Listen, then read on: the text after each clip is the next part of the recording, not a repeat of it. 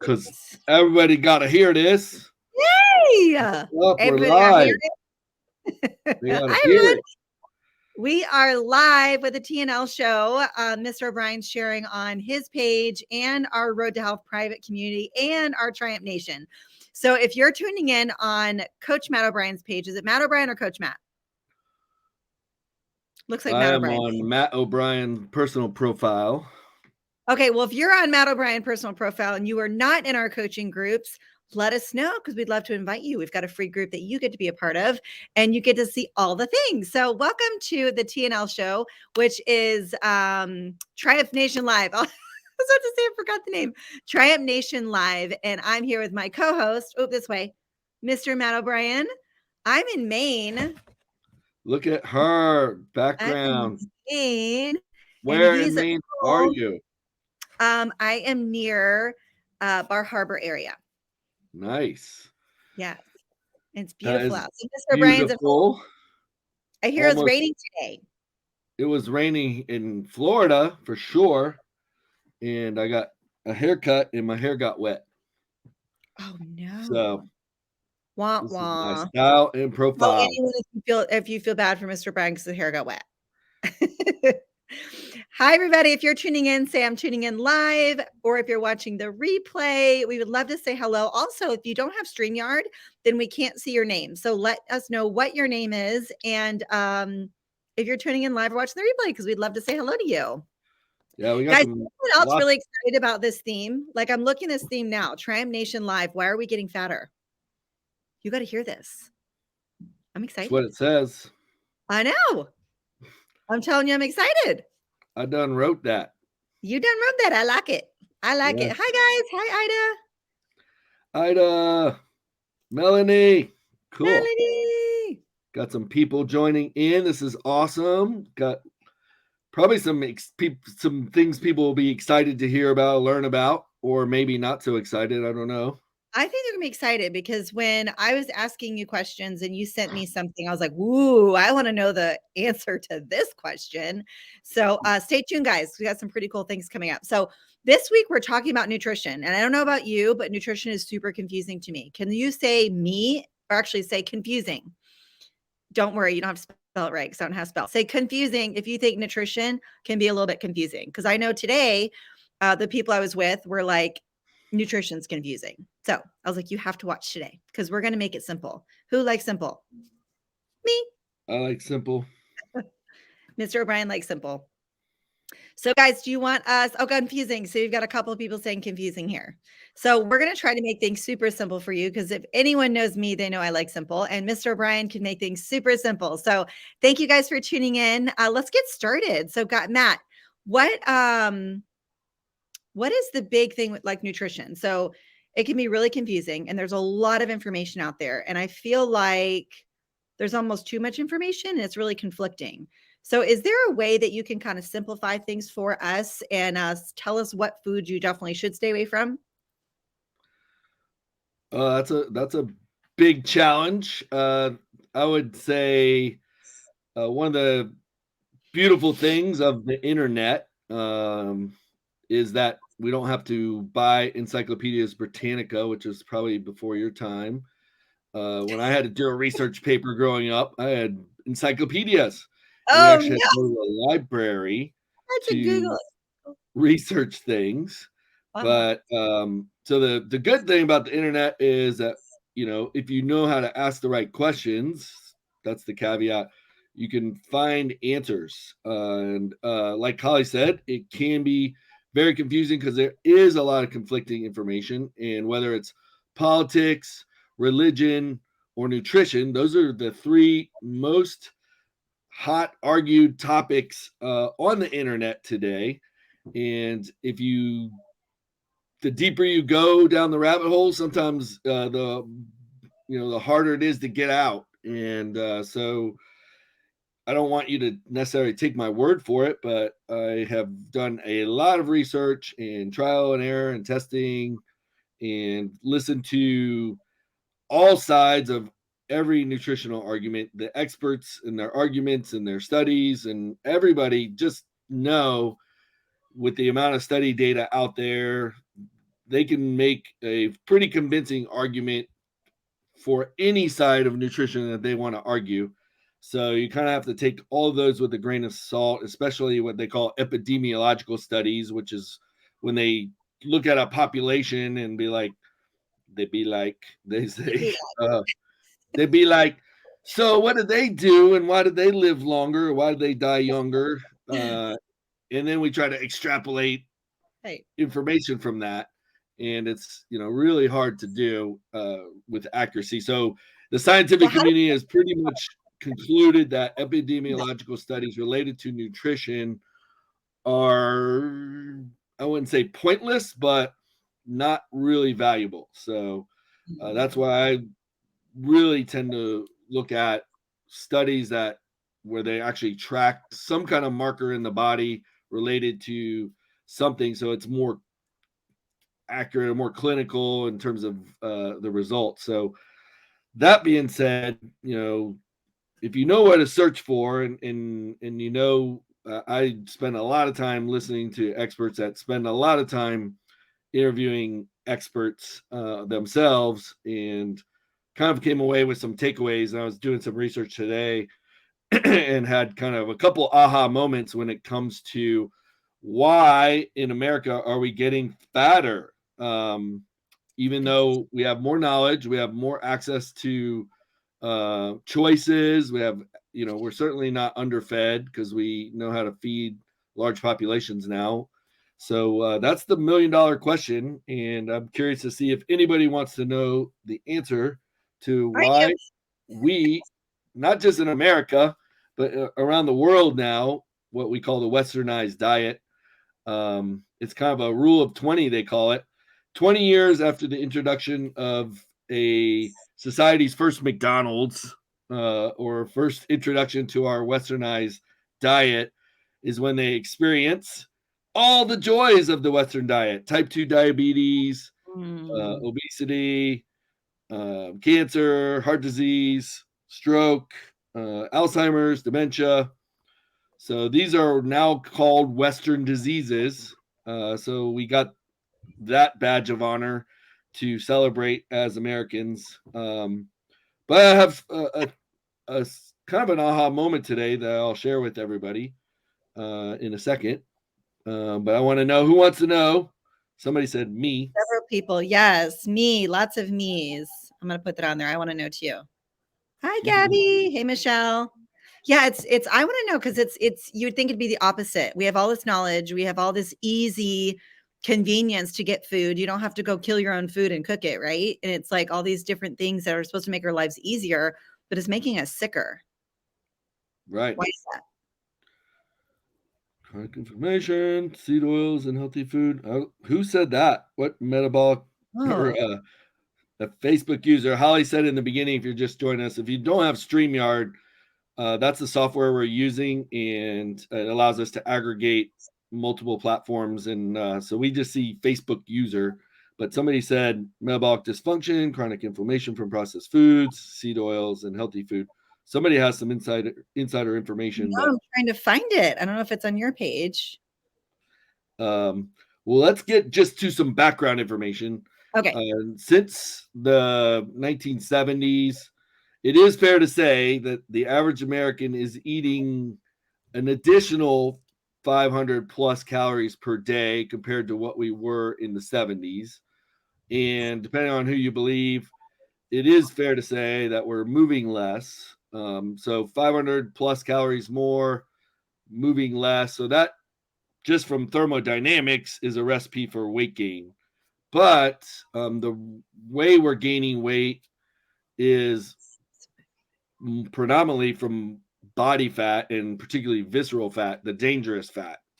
So, but here's some interesting facts. Everybody wants to blame a food group. Dairy consumption is significantly down since the 1970s. Red meat consumption is down. Those are the two that fall guys that usually get blamed for all things related to nutrition problems. Animal fat consumption is down. And so what's going up? I don't know. Now I'm 65%. super confused. The FDA, that tracks, the purchase patterns, basically the food consumption based on purchase patterns. A 2017 study showed that 65% of calories today in America are being consumed as processed and ultra processed foods. Mm, So thereby, you can look at what is in processed and ultra processed foods, what ingredients are in there. And this is just simple deductive reasoning, simple, keeping it stupid simple. And we know that processed foods are predominantly from starches and sugars or refined grains and carbohydrates from plant based foods and salt mm. and seed oils. And what's a seed oil? Seed oils are cheap, easy to make, chemically processed fats from seed type plants. And I have some examples because it's Yeah, give us some confusing. examples. So these are, you might have heard the term PUFAs, polyunsaturated fatty acids. There's good ones and there's bad ones. And basically, we have omega 3 fats, omega 6 fats, like in the broad sense. And then of those, there's all types of sub fat categories like EPA and DHA and the fish oils and linoleic acid, you may have heard of. But in the PUFAs that are these chemically processed seed oils, your classic examples are sunflower oil, safflower oil, sunbean oil, corn oil, and canola oil. So, um, interesting to note, if you go to Europe and you go to a store and you're looking to buy some canola oil, you're not going to find it because you're going Mm, to find it under its real name, which is rape seed oil. They over here in the western part of the world, we probably thought that was a little bit unfriendly from a sales standpoint, so they changed it to canola. And just like sea bass, I can't remember what the species name of sea Rufus, bass give you is, but Rufus. it's not sea bass. So, um, Wow. so these oils, like kind of my litmus test, if you want to know an oil is good or bad. First of all, you want to be cautious when you're adding any kind of added fats and oils to any foods because that's just extra calories that you're adding, whether good or bad, it doesn't matter. Just from common sense, we're introducing liquid calories, which are typically not don't satiate us the same way that whole food calories would. But the litmus test I use, if you can stick something between two plates and press it together and oil comes out, that's what they mean by cold pressed olive oil, cold pressed coconut oil, walnut oil. Those type of oils, generally speaking, again in moderate amounts. You can't sit there and drink cups of olive oil and expect to be healthy. Those are typically going to be a more favorable type of fat. And it could be saturated, it could be like coconut oil is saturated, and it could be monounsaturated like olive oil, and then polyunsaturated like the PUFAs that I was talking about. So you don't have to know all that crap. What you Yeah, need that to makes it know, complicated. Make it easy. yeah, what you need to know is that the seed oils are really high in a linoleic acid.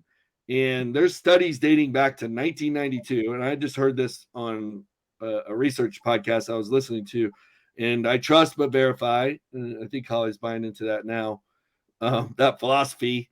But I went in and actually looked up some of these studies. And one of them dated back to 1992. And it just shows that everybody's pretty familiar with thyroid and hypothyroidism, like or not Hodgkin's, Hashimoto's and Addison's disease. These are hypothyroid conditions. When thyroid is low, generally that's not good for body weight maintenance or fat accumulation. And so these studies linked the correlation of linoleic acid and it binding. And I'm not going to get into all the nitty gritty science, but essentially it makes thyroid hormone inert or ineffective or unable to do its job. And Wow. so if we're eating 65% of our calories from processed foods, and we know those processed foods have a significant portion of those calories are from linoleic acid. And oh, by the way, consumption of linoleic acid has gone up by 14% over that same time frame that all those other foods I said went down. So to me, that's pretty convincing evidence, just from a simple, big picture perspective, that that could possibly explain why we're getting fatter. So that's kind of cutting to the chase, in terms of the root cause. And then I'm sure Hollie's got a good leading question to ask me of what we should eat, what we shouldn't eat, and when it comes to like when we're at the grocery store or at the restaurant. So what you're saying is we probably should stay away from processed foods. Is that keep it simple? Like, what are some things that we should eat? Okay, so we know what we shouldn't eat all the time, right? We really shouldn't eat. Is there anything we should eat moderately, or, things that are kind of okay to have? Yeah, I put personally, and I teach people this in our programs, I put foods into kind of three categories. Okay. And real, whole, actual foods with a protein forward approach, predominantly protein based foods paired with fibrous, leafy, green type vegetables. That's what I mean by protein forward. And high fiber starches like sweet potatoes and say butternut squash, and all the Uh-huh. other vegetables like Brussels sprouts, broccoli, cauliflower. Those kind of all constitute real whole actual foods that should represent about 80% of our calories. And I always say when you put in more of the good, it leaves less room for the bad, literally and biochemically. So literally, your stomach is full with real whole actual food. And if you ever seen a plate of calories of real food without added fats and without added refined carbohydrates, it's really hard to eat It's five, a lot six, of seven food. hundred calories. Right, it's a lot of food, and you can really fill up your plate. So if you're someone that likes to eat a lot of food like me, fill it up with whole foods. You're gonna be fuller longer, and then you're gonna have a lot more fiber, and your body's actually gonna be feeding nutrients and not just volume. And I feel like, Matt, people get confused. Oh, but I'm eating all this volume. It doesn't mean it's nutrient dense. You're eating nutrient dense food with that volume. Someone said here, how do we know how much protein to eat? That's a great question. Yeah, remind me of that question in a second, because I was going to throw one back at you, but eating, on a plate isn't convenient. So oftentimes we will trick ourselves and rationalize ourselves into excuses, Mm. and it's very easy to do. And I'm just saying, if you want to be healthier, happier, and live a longer life, a better quality life, you have something's got to give. So you have to, and this gets into time management and prioritization, but you know, we need to get back to basics and designating time to sit down and actually eat real meals that you can prepare in advance. Or guess what? For at least at Triumph, we have a partnership with the company. For $9.22, you can have a 600 calorie protein forward, real whole actual food with vegetables, um, delivered to you. And no, all you have to do is heat it up and eat it Yes, and throw that out makes it simple. container. So you just have to be resourceful sometimes if you truly have time commitments. So that's just something to be aware of. But we want to eat more real whole actual food. So that's my 80 to 85%. And then what I call like the 15% should be, your fruits and starches like oatmeal and potatoes and rice and um, Quinoa. quinoa. Thank you. Those type of foods that are carbohydrates by definition, and definitely provide glucose and glycogen for our muscles, and so those should represent 15% of our calories. And the way I budget it just on a daily basis is, I'll go back to the protein question. But for most people, if you're exercising, say 3 times a week for an hour each time, 3 to 5 portions of fruits and starches, like fist size, cup size portions, is a good rule of thumb to hit that 15%. And then I'll get back to the protein, but 5%, that leaves 5. If you did the math, 80 plus 15, that's 95. So what's the other 5%? That is what I call the fun foods. And that's where your processed foods would fall into that category. Right now, 65% of our calories are fun foods, where in fact, 80%, if you just did eat real whole actual foods, that would solve a lot of our collective problems and your individual problems from hormones. And you just got to understand that you can heal yourself. It's not overnight, and you can reverse some of these conditions in our bodies by putting in real whole actual foods, and Guys, getting isn't it rid of amazing? Like, some of for a second there, like, this is amazing stuff here. You can literally heal your body from food. Is anyone else blown away by this? Like, it's really shocking. You think you need all this medicine. I mean, certain cases you do, but it's like, why not try the route of whole foods and see what your body does, right? So my problem is I don't eat veggies. Oh no, who is that? Put your name down. We can help you. How my mouth's watering. I like that. There's some ways you can cook veggies that taste amazing. So maybe Yes. we can teach you some of those. I'll put some recipes in our groups, but let me know who you are and I can help you. Yeah, oven roasted broccoli is amazing. So just if Ida. you don't eat veggies, you gotta change that mindset, because you're Yeah. saying to yourself, I don't eat vegetables. So And you're I don't defining yourself. That would be like me saying, I don't exercise, or I am an idiot. I cannot learn information. If you It's funny, but it's serious, because I if we totally get define it. ourselves in any way, you're really programming your subconscious mind to Yeah, kick you in the nuts if you did try to change. right. I'm So shy. I don't reset the talk. mindset to, I am someone who tries vegetables, and Mhm. eventually that will change. You'll find some that you like, and really vegetables, to be fair, is not something you're going to gain a lot of insane amount of nutrients from. That's a little bit of misleading. I'm on a plant-based diet.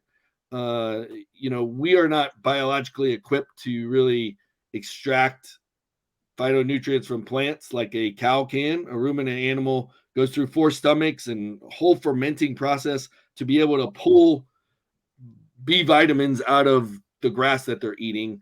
So if you're eating grass or salads, it's highly likely it's going to bind to oxalates. I'm not going to get into that nonsense, but it's just, the takeaway is you're not going to get a lot of those phytonutrients from eating plants, but it will provide fiber and fullness and some degree of satiation. So that's why I am protein forward with vegetables, to create food volume and satiety and leave less room for the crap. But that does take some planning, does take some conscious mindset, and in some cases, shifting gears. But Well, you Ida, know, we're gonna have to find vegetables you do like, because there's thousands of ways to cook vegetables, like thousands and hundreds of different types of vegetables, right? We can find something that you're gonna like. I'm gonna make it my mission. Find and something. and here's the thing, on that, and Holly can be my proof. Holly, when we, for the Please, first probably 8 years of our I already marriage, know the question. Yes. what happens if you ordered, what was my least favorite food? Like, to the point it made me almost gag. Beets. Yes, beets. Like, for my entire life, I told myself I hate beets because they made me, like, I smelled them and it made me almost gag. So here's the thing, Ida, and for everybody else, that if you want to define yourself that you don't like something, it takes 7 tries for your palate to adjust. So I was professing that and coaching that. So I had to practice what I preach. So I put beats to the test, and I did that over probably a period of 2 years. Anytime beats came up or Holly ordered them or she wanted to make them, I would at least try. And now when we go to a restaurant that has beets, what happens? You order them and you eat all of them. Yes, That's I my actually enjoy beets and I actually crave them because they do have some unique properties that your body will start craving things that it knows it can get something beneficial from. So I would just encourage everybody, if you're defining yourself, whether it's a food group or some other type of limiting thinking, you know, if you learn nothing else from today, is like shift that mindset, because self-limiting mindset, you're empowering your subconscious mind to be self-defeating. So that's a huge takeaway that will transfer in every area of your life. But Oh, oh, you all sorry. right? My computer's about to die and I couldn't find my charger. Did So you keep find going. it? Yes. All right. Well, if you die, the show will keep going because I am plugged in. Okay, so you're talking about different foods that you definitely, I mean, with different foods, you should definitely try it 7 times. That's what I'm hearing you say. And then what about, so foods that you should be eating all the time? We talk about foods that you shouldn't eat. So what about foods that you should eat all the time? Whole foods? I talked about like linoleic acid and seed oils, and people are like, what the hell's that? I'm not buying seed oil and putting on my plate. So here's some real world examples of what has linoleic acid in it, and this will be far more relatable, I would think, in the American diet. And this is where maybe there'll be some tears shed. But these are foods that are going to disrupt your hormones. They're going to leave you craving. They're going to cause inflammation. They're going to affect your insulin levels. They're going to basically wreak havoc inside your body. And it's like putting sugar, not saying you should ever do this if you don't know this, but putting sugar in somebody's gas tank in their car will absolutely destroy the engine. And that is essentially what these type of foods, if you're eating these frequently, you're essentially fueling your body with something that is going to destroy you from the inside out. So here's some examples of foods typically high in both refined carbohydrates and chemically processed seed oils that I was talking about. Salad dressings, solution there. Holly, what do I put on my salads at home? Olive oil and balsamic vinegar. No, Yes, you do. Vinegar. Well, and you don't do, sorry, vinegar and olive oil. correct. Yeah, I don't really use balsamic. You I used use to use balsamic. I forgot. You don't do that as much anymore. I use the peppercini vinegar more often than not from the pepper jar. Yes. Um, so that's salad dressing. I don't need it coming out of a bottle with 47 ingredients on it. Chips, potato and corn chips. Oh, by the way, they are fried and baked and cooked in seed oils. Wow, wow. Mayonnaise. There are options, I'm becoming really sad. but you got to get like at least there's olive oil based mayonnaise now. But I know Holly doesn't like the Primal Kitchen, but maybe her mindset I preach to her too. But there are options, or you can make your own pizza, French fries, bread. Now I'm I'm talking out. like commercially cheap bread, like bread from a real artisan baker, is actually going to be hopefully not have vegetable oil in it or have actual butter in it or lard and yeast, popcorn, and certain processed meats. So those just some, and then grain-based desserts. And I was trying to figure out what does that mean. Like, I guess that's all your cakes and all the fun cookies and what else? Danishes, donuts, all those kind of Eating this things. all the time is bad, but you can have it some of the times. Like 5%. Thursday. Perfect. Okay, I start getting a little nervous here. So Siete chips, I think those are fine because they're grain free and they have avocado oil, right? I guess we'd have to look at those ingredients. Trust but verify, but in theory, yes. But it's still a starch, so it should still be factored into your starches per week. Okay, so Just Hannah, because something passes the litmus test, we still have to put it in the how many percentage of calories is this type of food. right? So yes, it's better than potato chips, but it's still a starch-based food. And if that's 60% of my calories, it's not going to do me a whole lot of good. So here's the deal, keeping it simple, guys. So keeping it simple, eat whole foods, stay away from seed oils. Don't be eating French fries and pizza every single day, chips, right? Be smart about what you're putting in your body. I say this in fun because here's the deal, guys. We're humans. Matt and I are not people. We're not, what's the word I'm looking for? Not subject to not eating these type of things, right? Like we're not immune. That's the word. We're not immune. We are people who love food. And when you're making decisions for your health, whether you have hyperthyroidism or if you have Hashimoto's or you have an immune disorder, like this is real life, guys. This is your life. So what we're saying is limit those things because you're going to start feeling better. And when you start feeling better, guess what you do? You do better and your life is better. So we're not saying take all these things out and go crazy. It's just take things out and don't make that the majority of your food. And you're going to feel so much better. How many times have clients said to us, Matt, I love that I lost weight, but man, I feel better. Guys, who Yeah. here wants to feel That better? happens in Put in like the 2 chat. weeks. Like 2 so weeks they start soon. feeling better.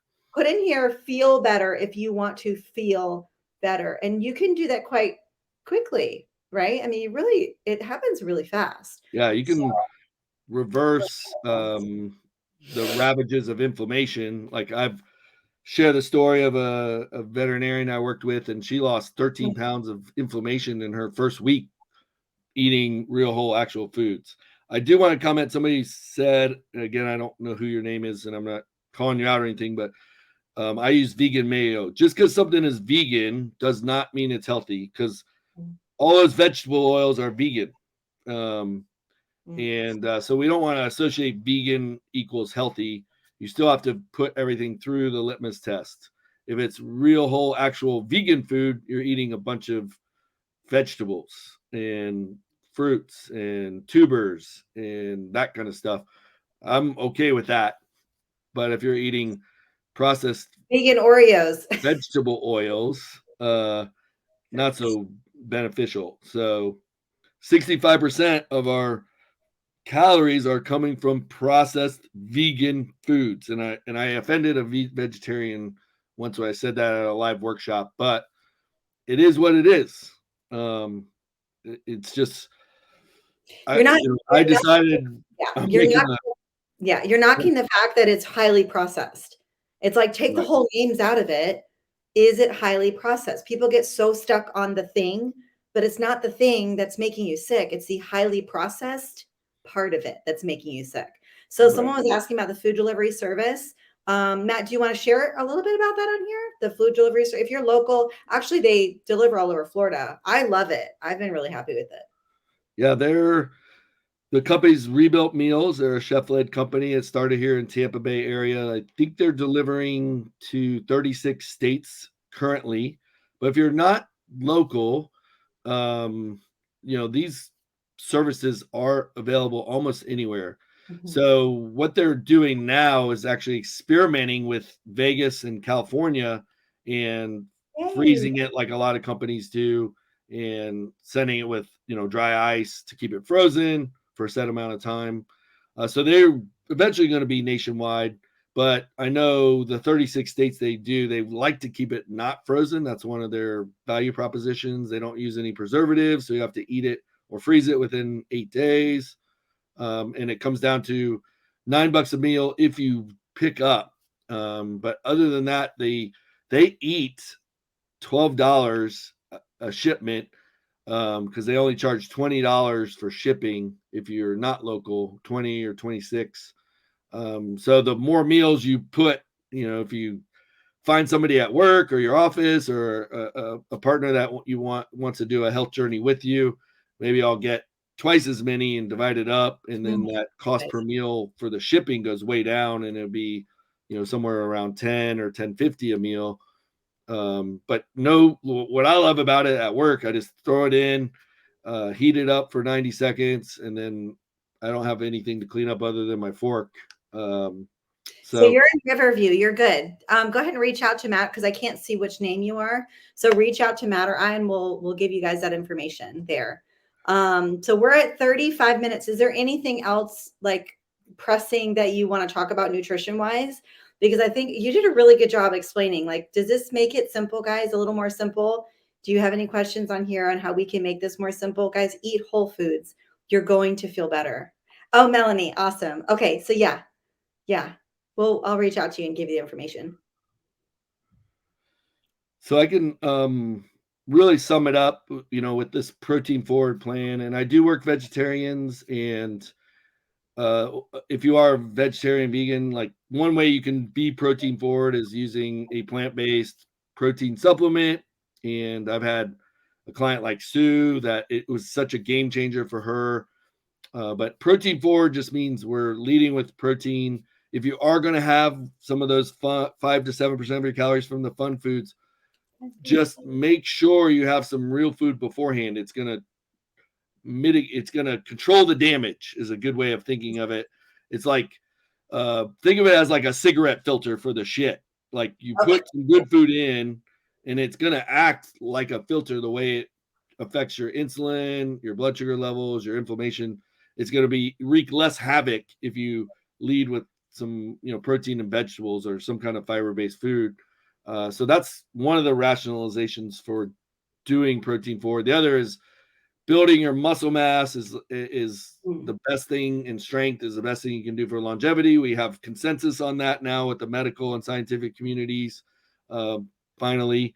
And so protein helps preserve muscle mass even while you're losing weight, especially while you're losing weight. And if you're trying, and we're going to do an episode on Ozempic and Mounjaro, which is the tirzepatide and semaglutide weight loss drugs that are gaining popularity. And I was joking with somebody, 7-Eleven's going to have a minute clinic where you can go get a weight loss shot in the next year or two.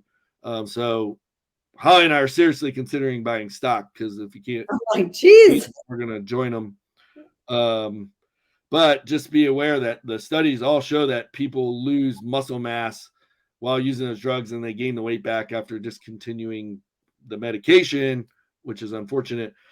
But if you go protein forward and you do some kind of strength training while you're doing a weight loss program to include those medications, you're going to preserve your muscle while you also preserve your metabolism. So just side note on that, just because I know it's a lot of people, it's going to be rampant in the next year.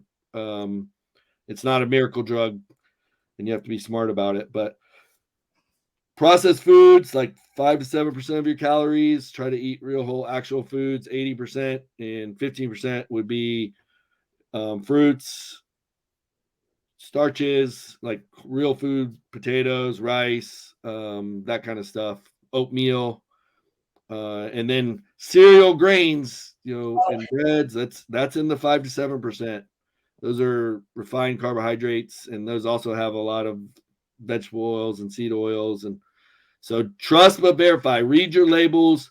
If you don't recognize the ingredients on the back, chances are it's not good for you.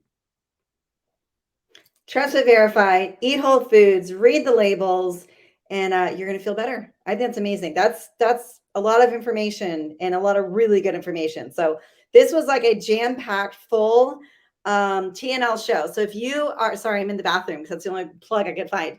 So if I'm echoing, I apologize. So if you missed the beginning of this, please go back and watch it, because we have some really great information in here, how you can keep it really simple. We do go more into depth in our private coaching. So if you're interested in that, let us know. These are just like little snippets of information that we want to give you to help you get off to a quick start on feeling better, and having some healthy, simple nutrition tips so you're not so confused all the time. So I like pickled beets. That sounds so good. Mm-hmm. Guys, thank you so much for tuning in. This was amazing. Thank you for tuning into our TNL show that we do every single Wednesday. And then we also have the Magic Pill Monday on Monday. So if you missed Monday's episode, go back. It was really, really good. I'm not even going to tell you what it's about, but you want to go back and listen to it because it was really good. So thank you, Matt. Is there anything else you want to say before we head out? Yeah, just anybody that may be watching on my personal profile, if you want to get into Tribe Nation, we stream this live every week in there. And if it's a relevant topic that I just really feel like we need to get out there, I'll put it on my personal profile too. But get in the Trap Nation. It's our group for time-starved, purpose-driven people who want to live a healthier, happier life. And you'll be more likely to not miss the content if you're in there. It's no guarantees, but that's just one of the things that we're doing, and try to keep things simple and stay focused on small little changes, and keep the big picture in mind. And when you feel better, when you eat better, tag that feeling to that behavior, and you'll be like, wow, I feel better because I did this. And then your subconscious mind will work in your favor instead of against it. And so a lot of great questions. I wish we could get to all of them, and comments. Grass-fed beef, yes, is the best as far as protein-based foods go. In my opinion, I did a topic like if I could only have one food for the rest of my life. I just you're did not that. supposed to say. You have to listen on Monday. Yeah. Well, I You're think I giving did it away. on Tuesday because Oh, Monday was a holiday. But right. yeah, Tuesday. go back and watch that. And then we just appreciate everybody tuning in, investing a little bit of time in your health and happiness. Thank you guys. Awesome. Okay, we'll see you next week. Next week in the Next TNL week, Show. Bye, Trap Nation guys. Live. Ciao. Have a great rest of your week. Yeah. Bye. Oh, so fun.